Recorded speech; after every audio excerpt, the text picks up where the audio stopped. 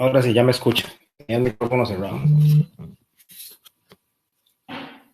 A ver. ¿Me escuchan los dos? Max y Yuri, y bueno, los tres y Ariana. Porque los otros chicos parece que van tarde. No sé dónde están. Primero me disculpo por las veces pasadas porque tuve unos inconvenientes. Espero poderme acomodar mejor estos próximos miércoles. La enseñanza de hoy, este, La enseñanza de hoy tiene que ver, o vamos a iniciar a abordar un poco sobre lo que tiene que ver con el tabernáculo. Esta enseñanza del tabernáculo, pues no se va a dar en un solo miércoles, sino que vamos a tener bastantes miércoles, porque en la enseñanza del tabernáculo abarca lo que son las fiestas, abarca lo que son las figuras, lo que es el tabernáculo en sí. Entonces es bastante compleja. Así que yo grabo las cosas, se me olvida mandárselas por Telegram, se las puedo mandar, por Telegram es que se llama, creo que sí. Puedo mandárselas para ver cómo se llama eso. Sí, Telegram. Por Telegram yo puedo mandarle, pero necesito que me acuerden, que me manden en Telegram y yo les mando las grabaciones anteriores. En este caso, a partir de ahora de Tabernáculo, se los puedo mandar para que lo tengan guardado. Ok, vamos a empezar con la primera filmina. Es esta que estamos viendo ahí. Ustedes están viendo un muñequillo que está sacando como un expediente de varios. Y lo que pasa es que para entender el tabernáculo tenemos que estudiarlo desde los primeros, desde toda la Torah, o sea, desde los 5 capítulos de la Torah, libros de la Torah que son Génesis, Éxodo, Levítico, Números y Deuteronomio, esos 5 en ese orden. Pero básicamente está concentrado en los 3 primeros, todo lo que es la información, no en el Génesis, sino básicamente en lo que es Éxodo y Levítico, que es el que el muñequillo está sacando ahí, en Levítico mayormente. Pero todo está influenciado o todo está contenido dentro de los 5 libros para poder entender todas las figuras, cosas que pasaron desde los tiempos de Abraham para poder entender lo que es la parte de los sacrificios. El Génesis es un libro que básicamente nos aborda a nosotros lo que es la caída del hombre o lo que es la depravación del hombre. Entonces, cuando nosotros estudiamos el Génesis, vemos cómo el hombre se pierde, cómo el hombre falla acerca de las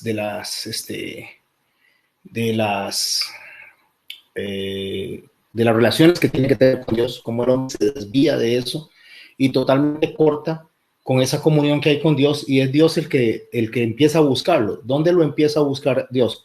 En el segundo libro, en el Éxodo. En el Éxodo, entonces, Dios se acerca al hombre a través de Moisés, llama a Moisés para restaurar. Vea que viene desde Adán la depravación y hasta Moisés viene, y entonces Dios llama al hombre y le busca para poder, ¿cómo se llama? Para poder hacer una comunión con él. Por eso es que cuando nosotros leemos los libros dice que hubo oscuridad desde Adán hasta Moisés, porque el hombre no sabía cómo acercarse a Dios.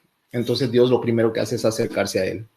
Ahí es donde viene el texto que dice que Dios nos buscó primero, que Dios nos amó primero, porque si no hubiera sido por Dios, nosotros no hubiéramos tenido ninguna posibilidad de acercarnos a él.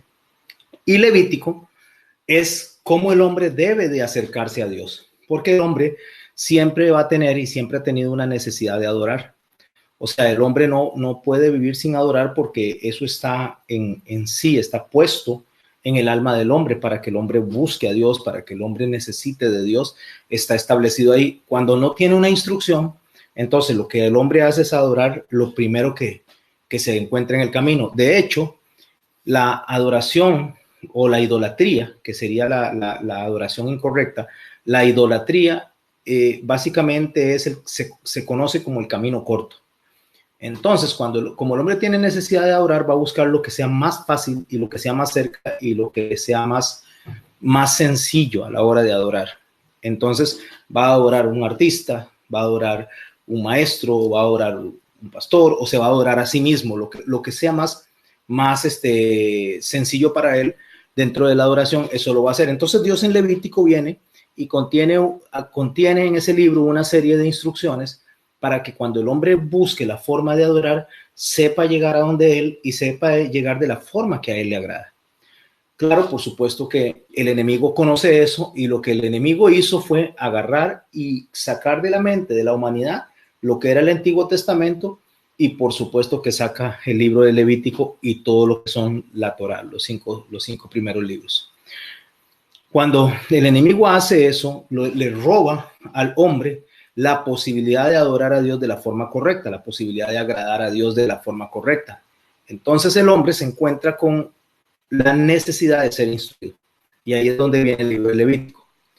Quiero leer ahorita en el libro de Hebreos, en el capítulo 9, cuando Hebreos comienza diciendo que Dios le ha hablado al hombre de muchas maneras, a través de los profetas, a través de la creación y ahora a través de Jesucristo. Entonces, bienvenida, Yoleni. Entonces el hombre, al tener esa necesidad de adorar, se requiere de alguien que esté en medio de Dios y del hombre, instruyendo al hombre para que pueda acercarse a Dios, y eso se llama sacerdocio. Entonces se necesita de un sacerdote, que la palabra sacerdote significa puente. ¿Puente de qué? Puente entre Dios y el hombre. Lo que el sacerdote o la función que hace el sacerdote es tomar la adoración del hombre y enseñarle al hombre cómo llegar a Dios. Por eso es que Jesús es nuestro sumo sacerdote. Y el profeta lo que hace es tomar el mensaje que Dios envía y se lo trae al hombre. Bueno, eso sucedía en el Antiguo Testamento. En el Nuevo Testamento las cosas son diferentes. Tenemos un sumo sacerdote que es nuestro profeta también y que también es nuestro rey. Ese es nuestro Señor Jesucristo. Y eso es lo que aborda capítulo 9 de Hebreos. El libro de Hebreos debió haber sido escrito por una persona que conocía mucho de sacerdocio, por el contenido sacerdotal en toda su dimensión que tiene el libro de Hebreos. Veamos cómo dice el capítulo 9 a partir del verso 1. Dice: ahora bien, aún el primer pacto tenía ordenanzas de culto y un santuario terrenal. El primer verso nos establece entonces justamente esa forma en que Dios y el hombre se van a comunicar a través del culto. Las personas le llaman culto a la visita que hacen a la iglesia, y eso es erróneo. Cuando las personas visitan, bueno, primero que no se visita la iglesia, se visita el templo. La iglesia visita el templo, porque la iglesia somos nosotros, todas las personas que el Señor viene y nos redime, nos salva a través de su sangre, nos limpia y nos restaura, somos la iglesia.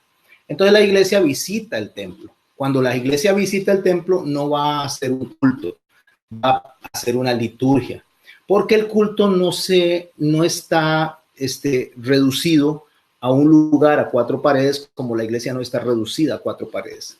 Entonces, ¿qué es el culto? El culto es una forma de vida, sea dentro del templo o fuera del templo, porque el culto básicamente es todo lo que yo soy hacia Dios, o todo lo que yo soy podría ser hacia incluso hasta los demonios, porque el culto es, como les digo, una forma de vida, una forma de relacionarse. Y entre ese culto, dice el verso 1 de Hebreos 9, que es lo que estamos leyendo: ahora bien, aún en el primer pacto, refiriéndose al pacto del Sinaí, al pacto que hay con ¿cómo se llama? Con Moisés, porque recuerde que acabamos de hablar que había un pacto adámico y después hay un pacto hasta llegar a Moisés. Bueno, está el pacto de Noé, pero me refiero en cuanto a lo que es el culto, en cuanto a la relación. Dentro de esa relación, cuando se llega a Moisés, entonces se le dice a Moisés cómo debe el pueblo conducirse. Para hacer eso se hizo un santuario terrenal. ¿Qué es un santuario terrenal? El templo. Lo que le estoy diciendo, un santuario es el templo, solamente que el templo de nuestros tiempos, cuando nosotros llegamos como iglesia y nos vamos, el templo queda vacío, no queda nada ahí. En los tiempos de Moisés con el tabernáculo, Dios moraba en el tabernáculo, entonces el pueblo llegaba o los sacerdotes llegaban y se volvían a ir y Dios permanecía ahí. Era el santuario donde Dios estaba para poder que el hombre se acercara a él, porque no existía para ese momento, aunque existía el Espíritu Santo, no existía la posesión permanente del Espíritu Santo en el hombre, sino en algunas personas, como en este caso Moisés y Aarón. Entonces, existía en el primer culto, en la primera forma de relacionarse, un santuario terrenal. Si tienen preguntas, recuerden, no abran los micrófonos, especialmente le voy a comentar a Yorleni, mantengamos los micrófonos cerrados y ustedes me hacen las preguntas en el chat o me lo hacen en el chat de FF Online. Voy a meter ahora más tarde a Yorleni para que pueda participar a través del chat en medio de la clase también, a los que se van incorporando. ¿Y qué es lo que dice? Que había un santuario terrenal, y vean lo que dice el verso 2, porque el tabernáculo estaba dispuesto así. La palabra tabernáculo es lo mismo, es santuario, es Mishkan, es un lugar donde Dios habita, o podría habitar una persona, se refiere a un lugar de habitación. Entonces, porque el tabernáculo estaba dispuesto así. ¿Cuál tabernáculo? Ese mismo santuario. Ese mismo santuario terrenal, la sinónimo es Mishkan o es tabernáculo. En la primera parte dice, porque cuando él empieza a desarrollar la forma en que el tabernáculo está construido, no lo hace como usualmente nosotros hacemos, de afuera hacia adentro. Casi siempre nosotros cuando enseñamos de afuera hacia adentro. Enseñamos la parte de afuera, después enseñamos el atrio, después vamos al lugar santo y de último al lugar santísimo. Bueno, cuando Dios construyó el tabernáculo, lo hizo comenzando del lugar santísimo hacia afuera. O sea, comenzando de los muebles y del arca y de todo hacia afuera. ¿Por qué de adentro hacia afuera? Porque la figura de la conversión del hombre, del cambio del hombre en su pecaminosidad, no es de afuera hacia adentro, es de adentro hacia afuera. Nosotros no cambiamos porque el mundo cambia, nosotros empezamos a cambiar porque Dios nos cambia a nosotros adentro, y esa forma de cambiar, esa forma de regenerarnos va yéndose hacia afuera. Por eso es que el tabernáculo está diseñado así. La palabra evangelio, que viene de latín evangelius, la palabra evangelio justamente define eso, define un mensaje de adentro hacia afuera. Nosotros no evangelizamos de afuera hacia adentro. Eso es un gran error. La evangelización del ser humano viene de adentro hacia afuera. Nosotros venimos y le hablamos a alguien, pero el trabajo no lo estamos haciendo nosotros allá. Es Dios, a través del Espíritu Santo, que está haciendo la transformación en ese hombre, en el corazón, hacia afuera. Cuando nosotros observamos las acciones de respuesta de un ser humano, donde acepta la orden de Dios, donde se deja guiar por Dios, todo eso está sucediendo internamente, de adentro hacia afuera. Ok, entonces en la primera parte, llamada lugar santo, ahora le llama lugar santo porque los dos aposentos, el lugar santísimo y el lugar santo, en realidad son uno solo en el libro de Hebreos, ya. En el libro de Hebreos no hay una separación, y lo vamos a aprender cuando ustedes puedan entender. Los que están aprendiendo hasta ahorita el tabernáculo, vamos a entender cómo es que el lugar santo y el lugar santísimo llegaron a ser una sola habitación. Bueno, con Jesús eso pasó, se rompió el velo y entonces el lugar santo se conectó al lugar santísimo.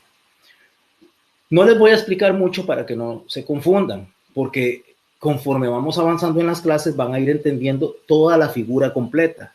Pero para el libro de Hebreos ese lugar es uno solo. Entonces dice, la primera parte llamada el lugar santo, ahí estaban el candelabro.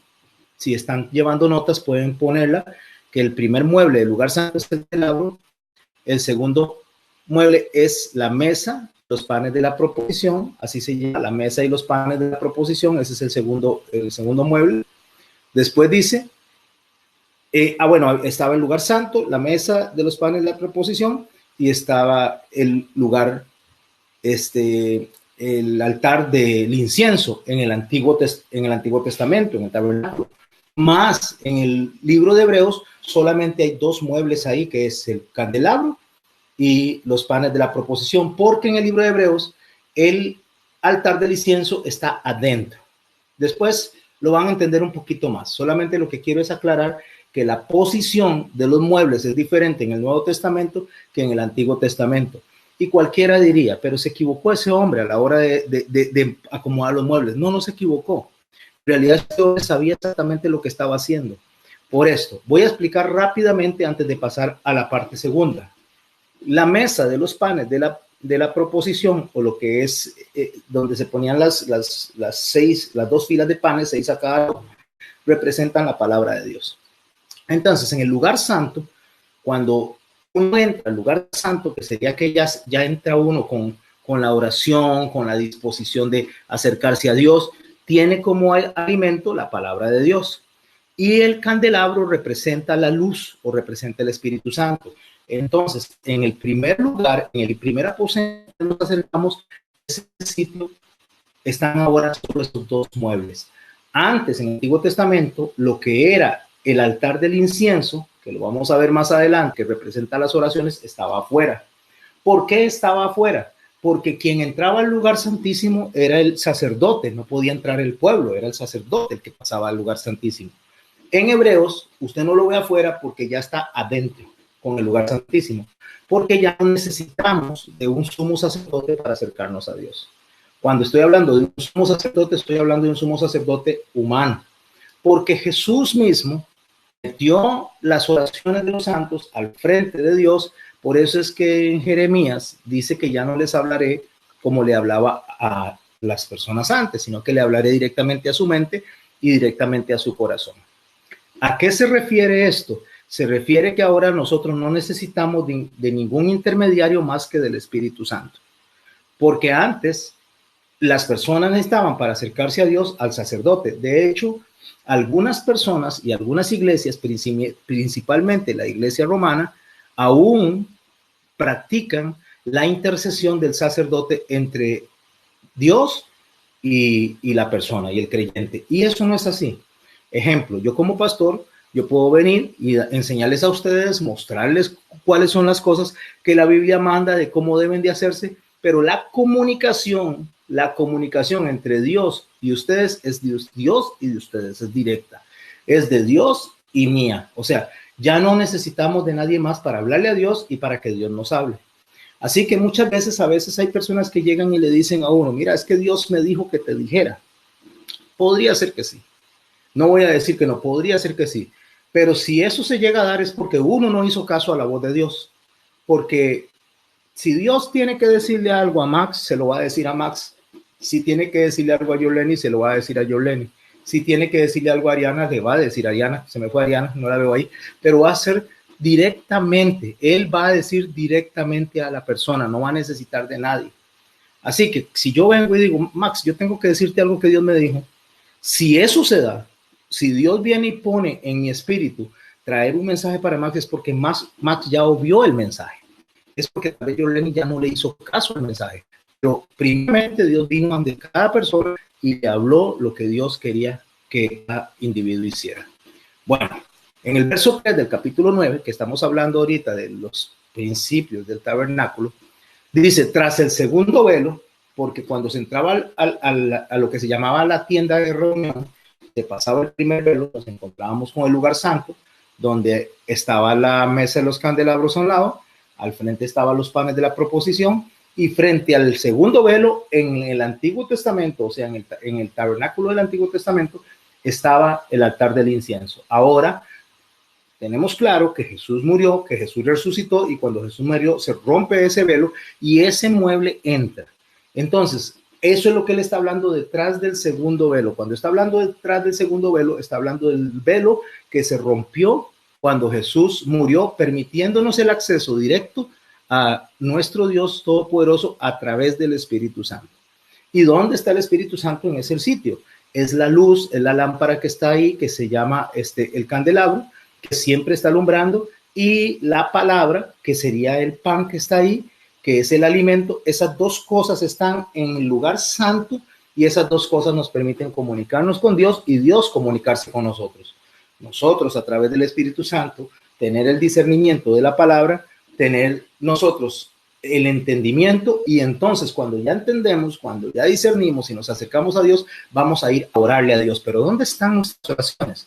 Nuestras oraciones están adentro, ya pasando ese velo que acabo de decirles, ese segundo velo. Por ahora, no les va a quedar tal vez tan claro hasta que empecemos a avanzar en el tiempo y empecemos a ver cada uno de las figuras. Entonces dice, tras el segundo velo estaba la parte del tabernáculo llamada el lugar santísimo.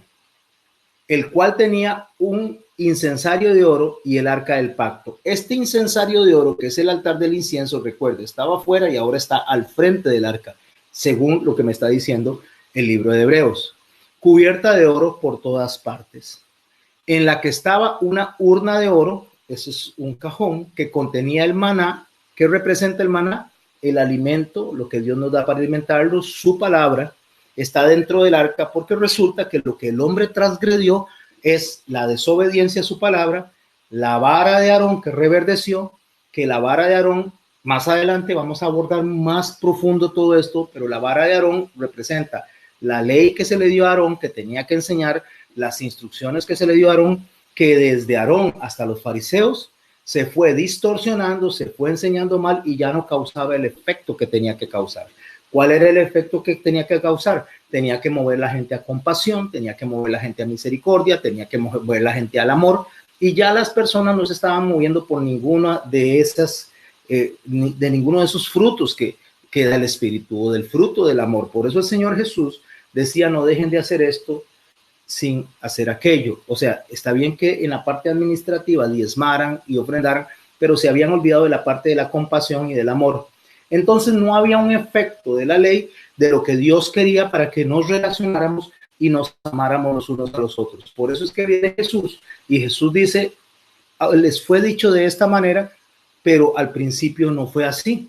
Y él empieza a enseñarnos. Entonces, lo que él está haciendo es tomando el sacerdocio que había estado inactivo o inefectivo hasta ese momento, y empieza Jesús a enseñarlo directamente. Entonces, la vara de Aarón, que representa que ya no tenía efectividad, y reverdece, representa a Jesús, que empieza a dirigirnos de forma efectiva. Más adelante lo vamos a ir aprendiendo de más claro.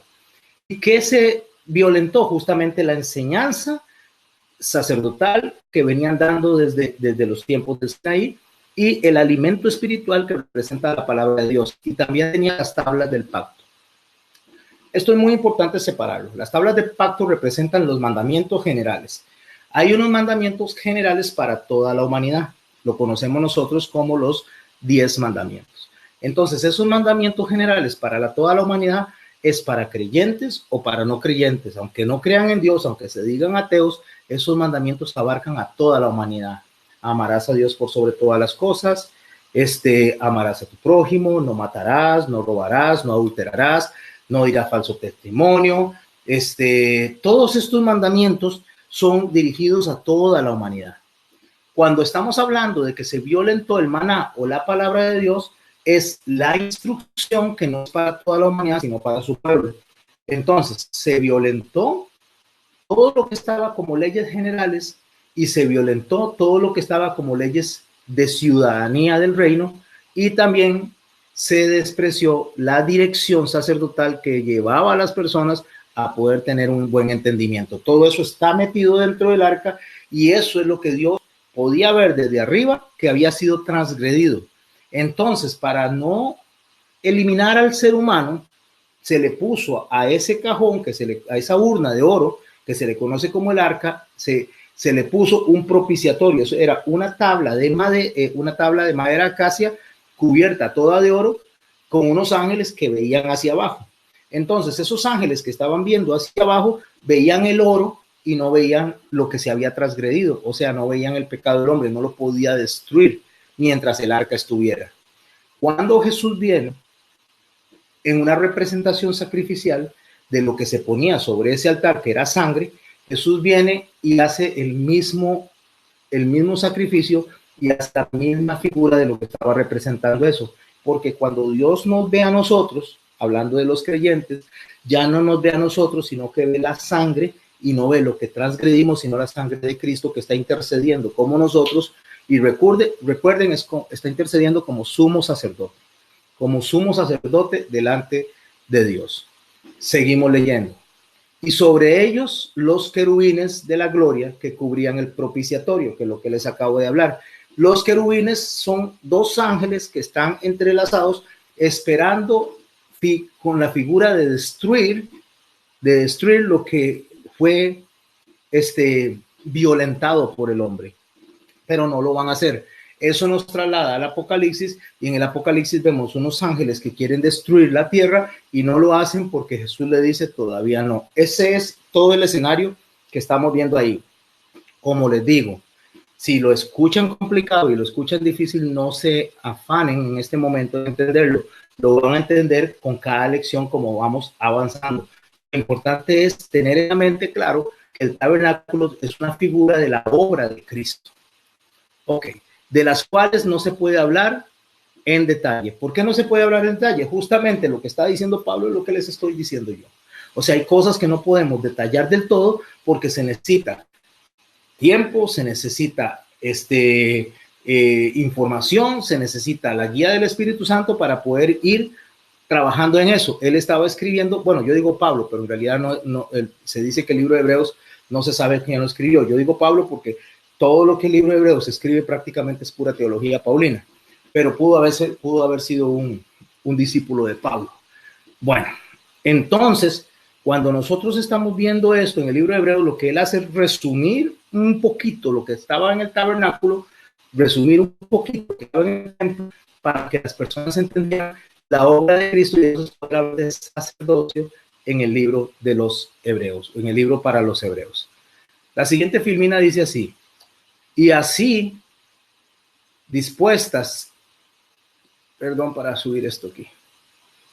Y así dispuestas estas cosas, ¿cuáles son estas cosas? Todas las cosas que le acabo de mencionar. El altar del incienso, el altar de los panes de la proposición, el candelabro, el arca, ¿qué me falta ahí? Bueno, todos estos muebles que acabo de mencionar, así dispuestas estas cosas. En la primera parte del tabernáculo entran los sacerdotes continuamente a cumplir los oficios del culto. Entonces, ¿quiénes entraban a rendir cuentas delante de Dios? Los sacerdotes que intercedían por el pueblo. Todos esos iban delante de Dios a representar al pueblo. Pero esto era un asunto muy delicado, porque ellos tenían que estar bien claros que habían hecho los suficientes sacrificios o el suficiente sacrificio para ir por delante de Dios, porque si lo hacían de la forma incorrecta y tenían pecado oculto, caían muertos.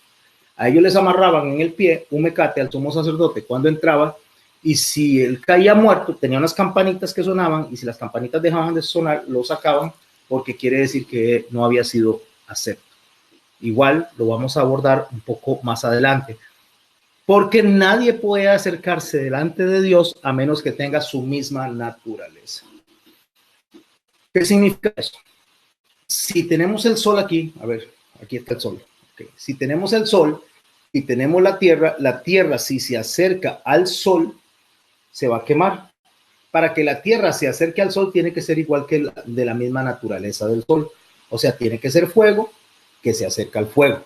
Entonces, estas dos cosas, estos dos, nosotros no podemos acercarnos a Dios, porque si nos acercamos a Dios caemos muertos, como le pasó a este sacerdote, a menos que seamos recubiertos de algo que nos permita a nosotros tener la naturaleza de Dios. Entonces, la tabla de madera de acacia representaba al hombre en su debilidad y se cubría de oro, que representa a Jesús en su obra en la madera de acacia, para que esa tabla y esa arca entonces es la figura del hombre pudiendo acercarse a Dios en su propia naturaleza. Entonces usted y yo, la naturaleza que tenemos para acercarnos a Dios no es la suya ni la mía, es la de Cristo, que nos cubre con su sangre para que no seamos destruidos al acercarnos a Dios. Y tenemos al Espíritu Santo que nos comunica con Dios para que nuestras oraciones sean aceptadas delante de Dios. Esa es una de las figuras que el tabernáculo tiene, entre muchas otras. Así que cada vez que el sacerdote se acercaba bajo esas condiciones. Ahí estamos eso leyéndolo en el libro de Hebreos. Voy a hacer una pausa de un minuto, no sé, unos segundos, por si tienen alguna pregunta que me la hagan, y si no, continuamos. ¿Alguna pregunta con respecto a esto? Si no, entonces seguimos y vamos siguiendo abordando, y cada semana, cada miércoles van a ir teniendo más claro el entendimiento Cuando lleguemos a las ofrendas y lleguemos a las fiestas, van a ver la riqueza de lo que significa eso en el mensaje para nosotros. Entonces ahí les doy unos segunditos mientras acomodo la filmina, por si tienen algún tipo de mensaje, ¿verdad? A ver, no tiene nada, Max está grabando. Vamos a ver qué nos dice don Max. No, yo sé que es difícil, estudiar el tabernáculo va a ser bastante complicadillo, ¿verdad? Pero lo vamos a ir abordando poco a poco. ¿Qué está diciéndonos don Max? Mientras don Max nos graba, yo voy a poner la siguiente filmina y la voy a dar ahí puesta, nada más como esto. Vamos a ver qué dice don Max.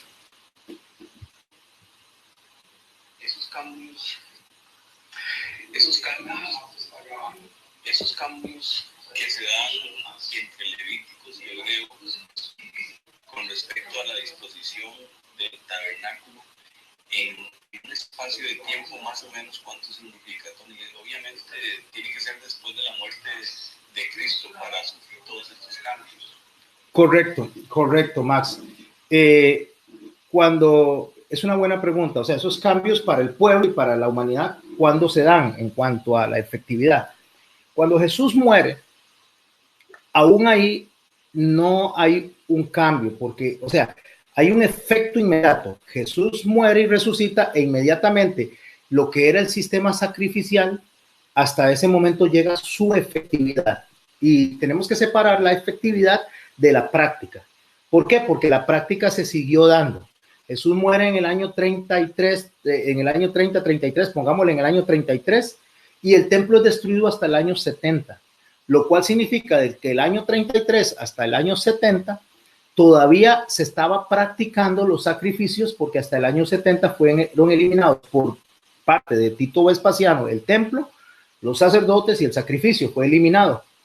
Pero en el año 33 la efectividad, y tengamos claro, la efectividad del sacrificio, de los sacrificios ya no era del Antiguo Testamento, porque empezó a regir la efectividad del sacrificio de Cristo. Entonces ya no se tenían que sacrificar animales a partir de ese momento para acercarse a Dios, aunque ellos lo siguieron practicando. No significa que porque lo hayan seguido practicando, significa que eso ya delante de Dios era aceptable, ya no era aceptable.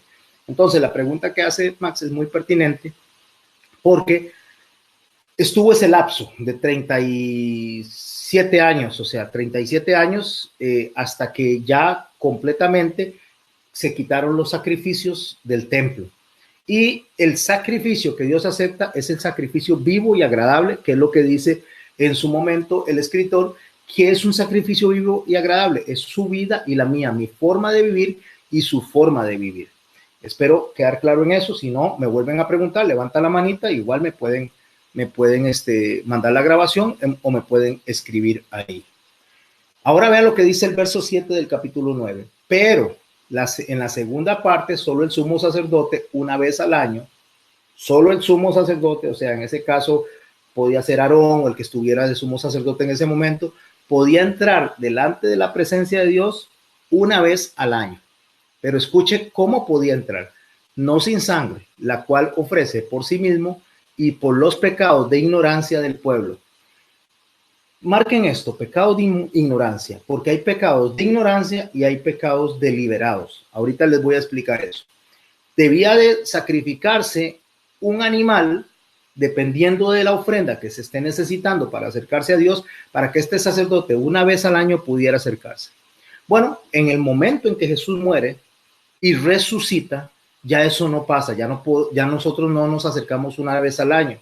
Nosotros nos podemos acercar todas las veces que queramos, en la mañana, en la tarde, al mediodía, en la noche. Cada vez que nos acercamos a orar a Dios a través del Espíritu Santo y a través de la sangre que nos redimió de Jesucristo, podemos acercarnos a Dios directamente. Ahora, ¿qué es un sacrificio de ignorancia? El sacrificio de ignorancia es muy diferente al sacrificio de equivocación. Son dos cosas diferentes. O el pecado de ignorancia y el pecado de equivocación son diferentes.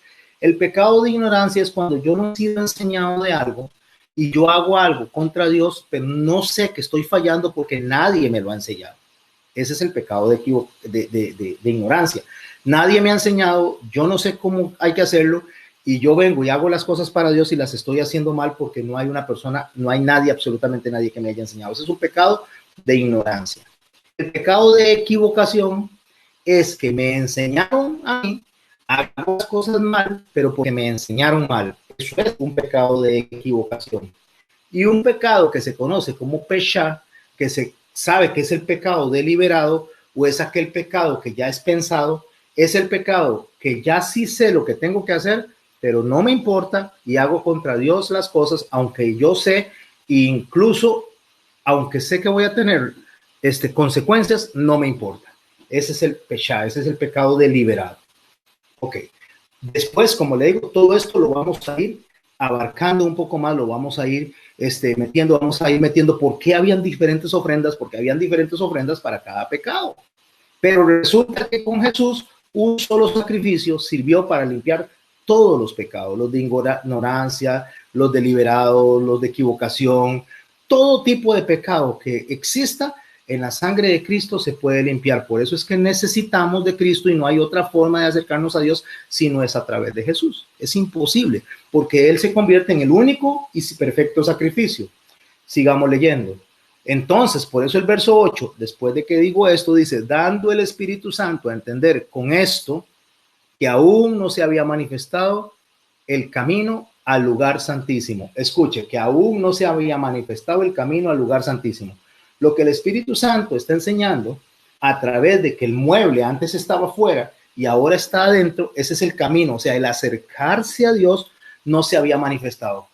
¿Quién dice que es el camino? Jesús dice, yo soy el camino, soy la verdad y soy la vida. Eso está representado en el tabernáculo. Hay una puerta afuera que se llama el camino, una puerta en el primer velo que se llama la verdad y una puerta en el segundo velo que se llama la vida. Todo eso lo vamos a estudiar después. Pero para que ustedes vean cómo todo el tabernáculo representa la obra de Cristo y cuando dice no se había manifestado el camino al lugar santísimo, es que no había quien nos guiara a nosotros de la forma correcta hacia Dios, hacia la adoración correcta hacia Dios, y para eso necesitábamos de Jesús, que vino a morir y a resucitar. Pero Pablo dice que vana sería nuestra fe si Él no resucita, si Él no hubiera resucitado. Porque quien queda grabado en nuestra mente y en nuestro corazón es el Espíritu. Entonces, por eso el Señor dice que les enviaré a otro consolador, porque Él es el consolador que nos enseña y el otro consolador, que es el Espíritu Santo, es el que queda sellado en nuestra mente y sellado en nuestro corazón, y eso es lo que hace que nosotros podamos salvarnos, ese sello, esa garantía del Espíritu Santo. Entonces dice que no se había manifestado el lugar santísimo, entre tanto que la primera parte del tabernáculo estuviese en pie. ¿Cuál es la primera parte del tabernáculo que estaba en pie? Recuerden, volvemos a analizar lo que dijimos en el principio. Había un lugar santo con 3 muebles, el candelabro que representa el Espíritu Santo y la luz, estaba el de los panes, la mesa de los panes que representa el alimento, que representa la palabra, y estaba el altar del incienso que representa la oración hacia Dios. Esto estaba acá.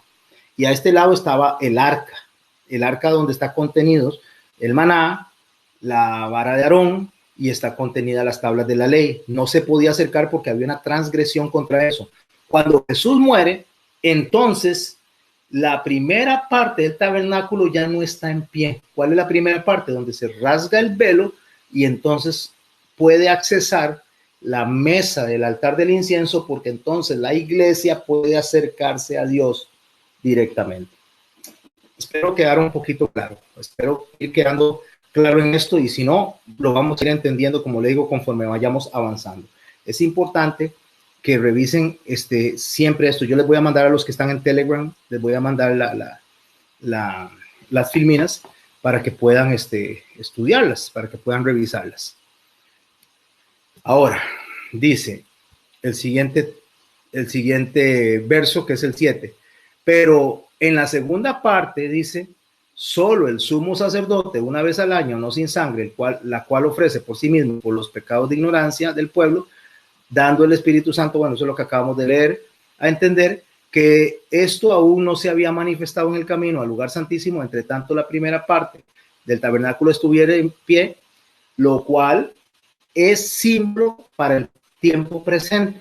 ¿Cómo es símbolo para el tiempo presente? Es símbolo para nuestra relación con Jesucristo, según el cual se presentan ofrendas y sacrificios que no pueden hacer perfecto en cuanto a conciencia al que practica ese culto.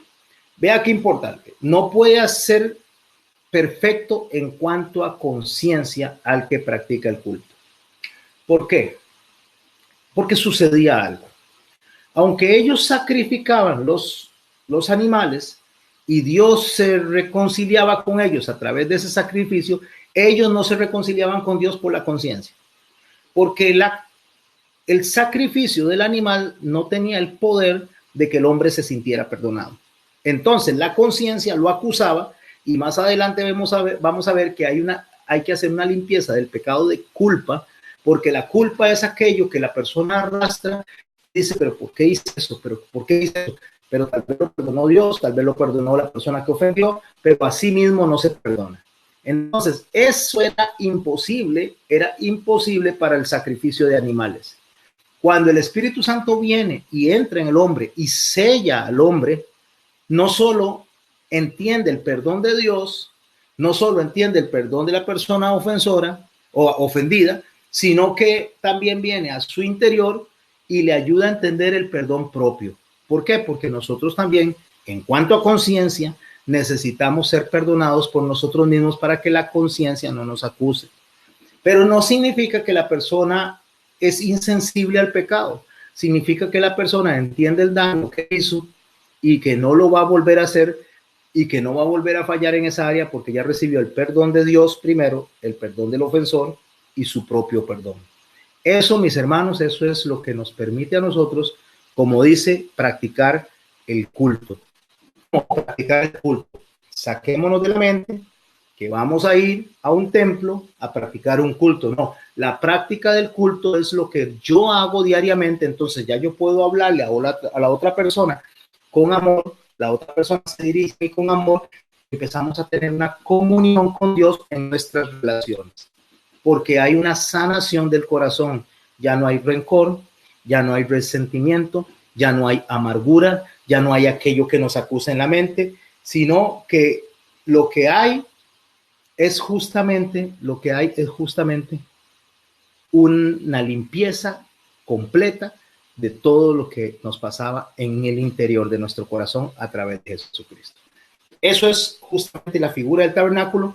Eso es lo que el tabernáculo les enseñaba a ellos que iba a pasar cuando Jesús viniera, y ellos, basados en esa confianza, basados en esa esperanza, ellos siempre practicaban los ritos y practicaban los sacrificios. Ahora, cuando nosotros vemos hacia atrás y vemos los ritos, vemos los sacrificios y vemos las fiestas, ninguna de estas cosas va a purificarnos a nosotros, porque lo que nos purifica es Jesús y el Espíritu Santo.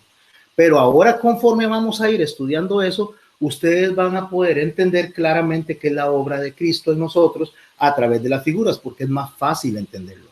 Es más fácil entender la dimensión de lo que Dios hizo a través de su Hijo y a través del Espíritu Santo cuando logramos ver las figuras. Cuando las figuras nos son quitadas, cuando las fiestas nos son quitadas, entonces en ese momento se nos quita la posibilidad de entender, no de salvarnos. La salvación es del Señor, el Señor viene y nos salva, es de entender qué fue lo que pasó en nosotros y qué es lo que tenemos que hacer para agradar a Dios, de entender. Ahora, vamos a la otra. Firmina dice, ¿por qué no era posible que limpiara en cuanto a conciencia al ser humano? Dice, ya que esto consiste solo en comidas y bebidas de diversas abluciones y ordenanzas acerca de la carne, o sea, acerca de la humanidad, impuestas hasta el tiempo de reformar las cosas. Esto es muy peligroso, porque aquí es donde se agarra más de uno. Dice, es que la reforma consistía en que ya aquello quedaba anulado. Y no es así. La palabra reformar que está ahí es modificar una cosa para mejorarla. No es quitarla, es para mejorarla. O corregir o enmendarse en lo colectivo de costumbres o actitudes. Esa es la palabra reformar que está ahí. No quitar. Jesús lo dijo de una manera muy clara. Veamos el siguiente verso. Y casi todo es purificado, dice, casi todo es purificado según la ley con la sangre. Y sin derramamiento de sangre no se hace remisión de pecados. Ok.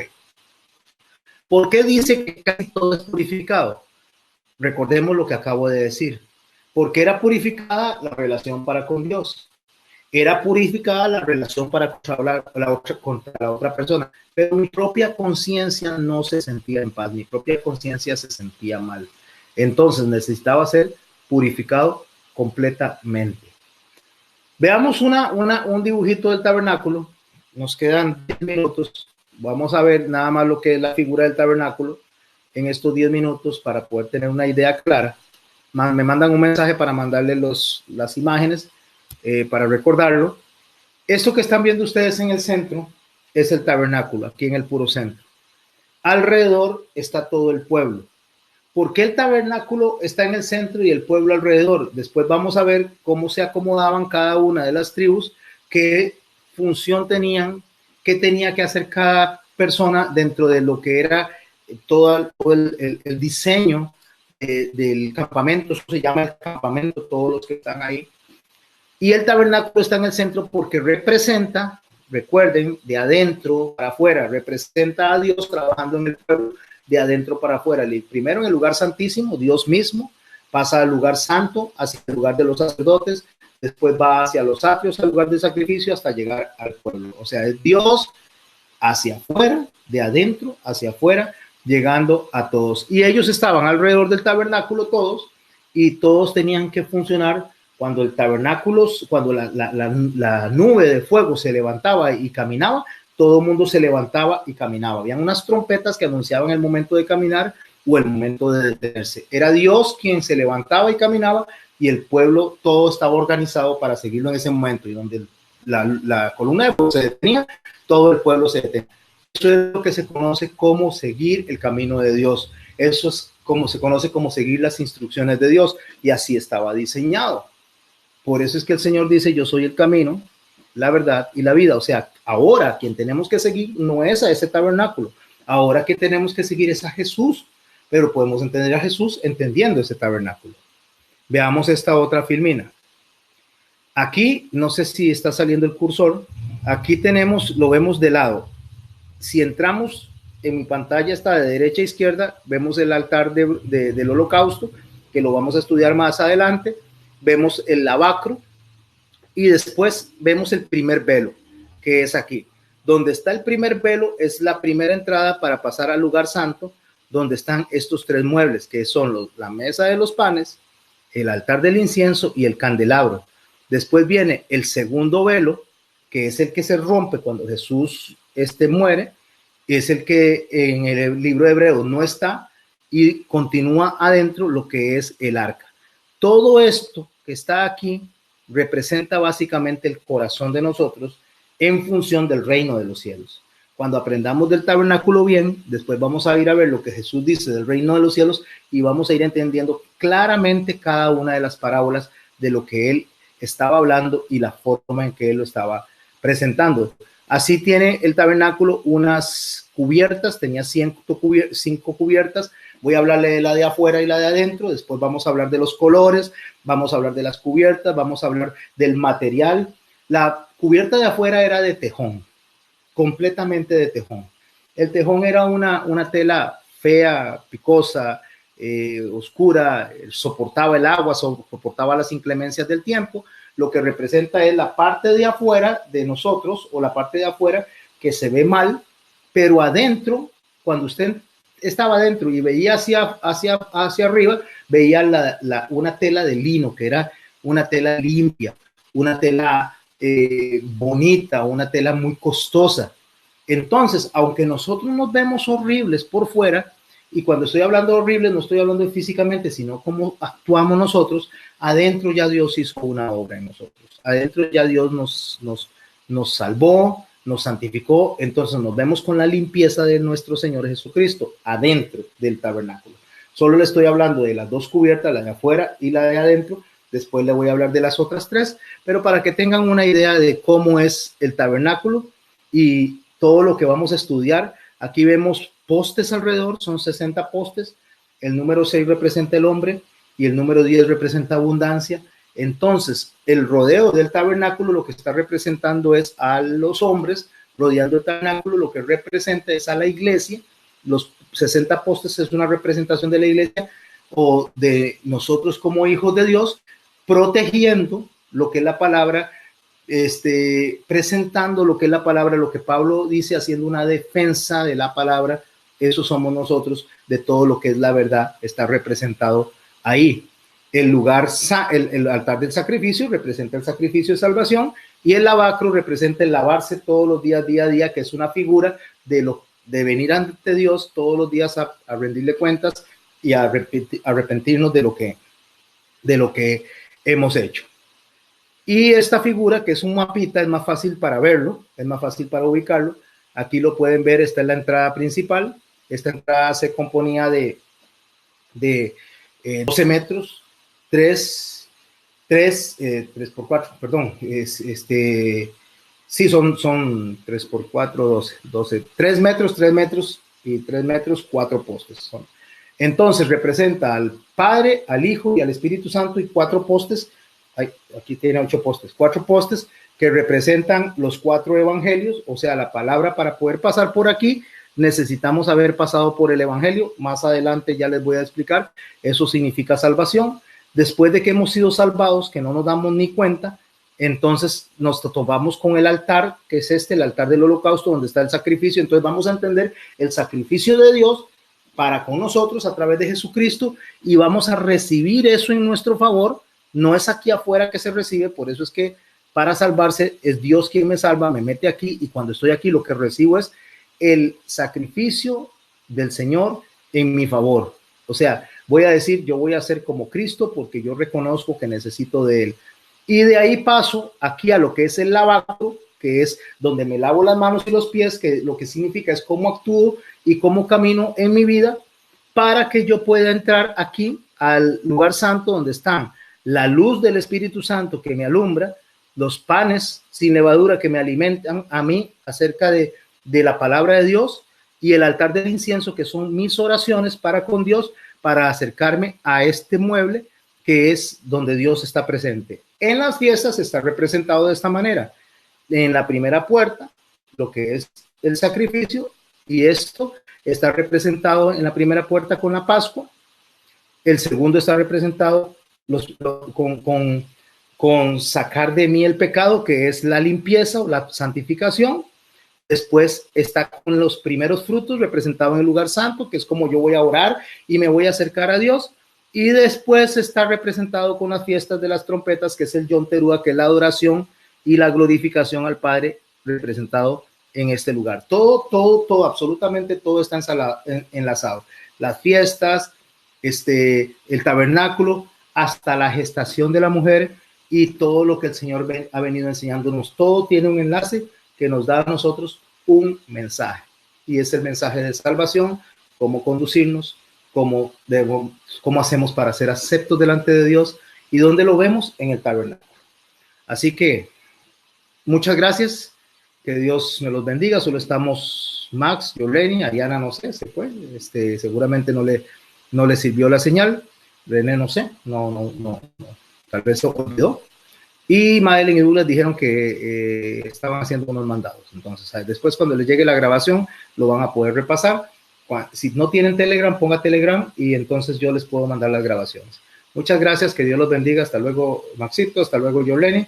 Qué gusto tenerla. Ahorita ya dentro de un ratito la voy a poner en el chat de formadores en línea, para que pueda estar enterada cuando van a hacer las clases, y cada uno de los temas. Muchas gracias. Bendiciones. Telegram, Yoleni, Instagram, busque Telegram. Es como un avioncito de papel que se manda. Ese es el símbolo. Yo se lo mando ahora dentro de un rato. Bendiciones y muchas gracias. Nos vemos luego.